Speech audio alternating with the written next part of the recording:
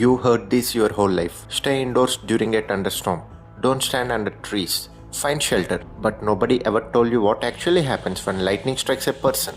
Nobody told you why some people walk away from a direct lightning strike while others don't. A single lightning bolt carries around 300 million volts. That's almost 100,000 times more voltage than the socket in your house. Enough energy to vaporize metal, enough to split a tree in half, and yet around 90% of people struck by lightning survive. And right now, Ram is standing in the middle of an open park, a giant tree to his left, a bus shelter ahead, an umbrella in his hand, and a parking lot somewhere farther away. This is a applied future, where science isn't just knowledge, it's survival. Lightning follows exactly one rule. It always takes the easiest path possible, the path of least resistance. It doesn't care if that path is a tree, a building, a car, or a human being.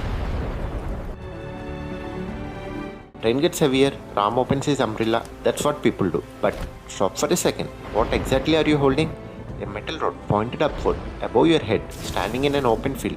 You have literally made yourself more exposed, more visible, and given electricity a direct path. The umbrella protects you from rain, it doesn't protect you from physics. The first thing Ram notices is the tree. Tall, wide, dense, honestly, most of us would run there. It feels like shelter. Trees are one of the most common targets for lightning.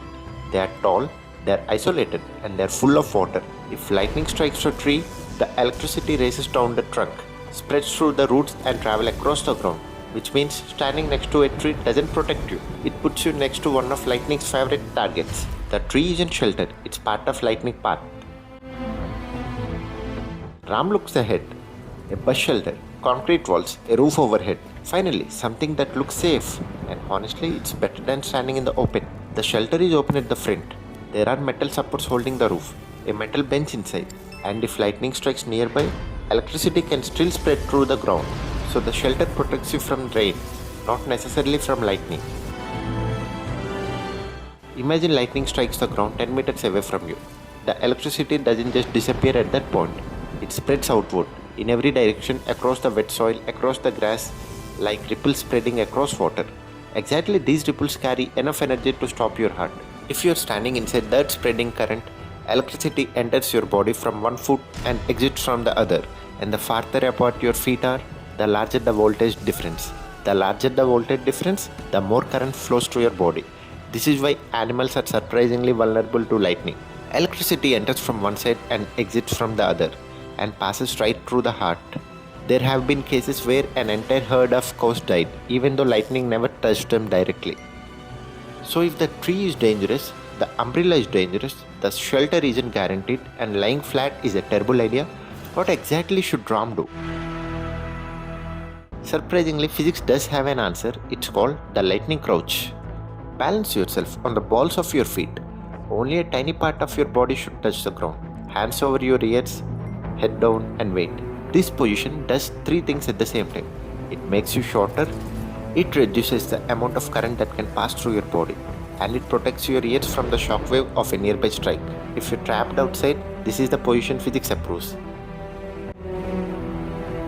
But Ram still has one more option, the parking lot. And honestly, most people don't realize how safe a car actually is. A lot of people think car protects you because of rubber tires. That's one of the most popular myths about lightning. A car protects you because of its metal body. Because electricity is lazy. It always takes the easiest path.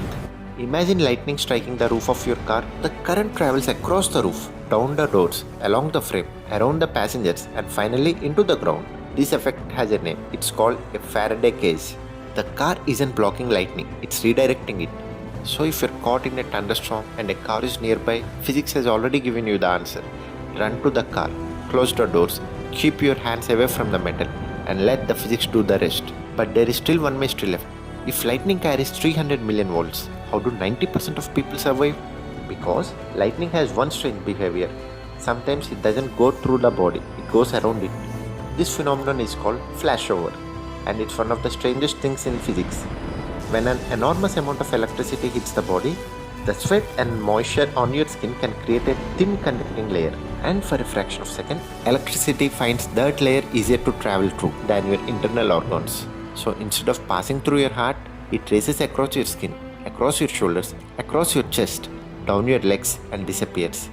People have survived lightning strike with burned clothes, burned shoes, burn marks across their skin because the electricity damaged the outside while leaving the vital organs untouched. The survival rate of lightning isn't a miracle, it's physics. This is a played future where science isn't just knowledge, it's survival. I'll see you in the next one, guys. Please do like, share, and subscribe.